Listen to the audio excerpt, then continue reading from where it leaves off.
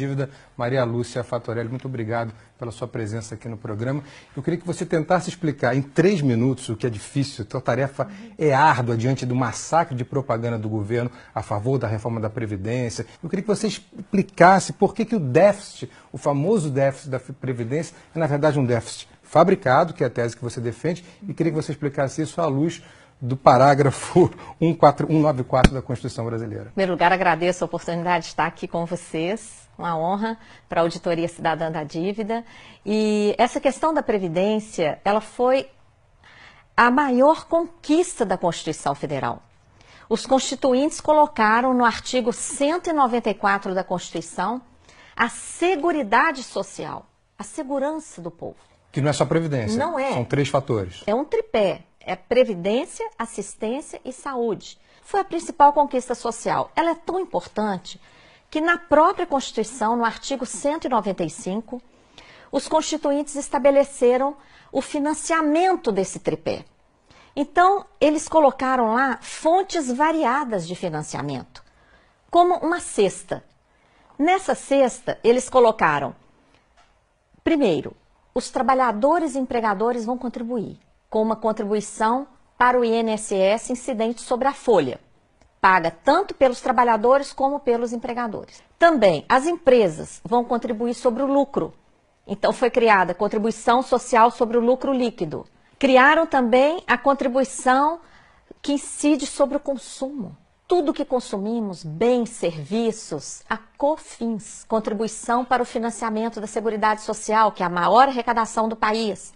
Tem também PIS/PASEP, arrecadação sobre a venda de produtos rurais, arrecadação sobre todas as importações e várias outras fontes menores, como, por exemplo, uma contribuição que incide sobre todas as apostas de loterias e concursos pagos no país. Então, se tem tanta fonte de financiamento, por que o governo insiste em dizer que tem o déficit? Como é que ele fabrica esse déficit? Então, ele pega lá dessa cesta, onde estão todas essas fontes variadas, ele vai lá e pega somente a contribuição do INSS.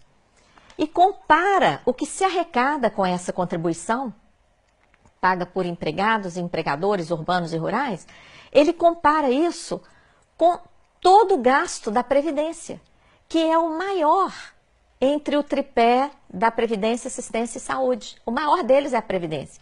E quando fazemos a conta honestamente, considerando todas essas fontes, e todos os gastos com previdência, assistência e saúde, o que a gente obtém? Uma sobra de recursos de dezenas de bilhões de reais todo ano. Sem falar que há dívidas de empresas que têm um montante de 350 bilhões com a Seguridade Social, né? Isso, a sobra de recursos ainda poderia ser muito maior por causa da sonegação, que você menciona, que ultrapassa 400 bilhões de reais, segundo estimativas, inclusive a lista dos devedores da Previdência. As desonerações, que são setores que são liberados de contribuir para a Seguridade Social. Por exemplo, o agrobusiness. Então é uma infâmia muito grande. O governo libera o agronegócio de pagar a contribuição e depois fala que tem déficit. E ainda quer botar a culpa nos trabalhadores rurais, né? É uma inconsistência. A sobra de recursos é tão impressionante que existe a tal da DRU, a desvinculação. E por que desvinculação? Porque essa cesta de contribuições, elas são vinculadas pela Constituição para a Seguridade. Então, vem o governo, aumenta a DRU, que é essa mordida, morde atualmente 30% dos recursos da Seguridade Social, desvia principalmente para pagar juros da dívida pública. Que responde por quase 50% do nosso orçamento. Todo ano, né?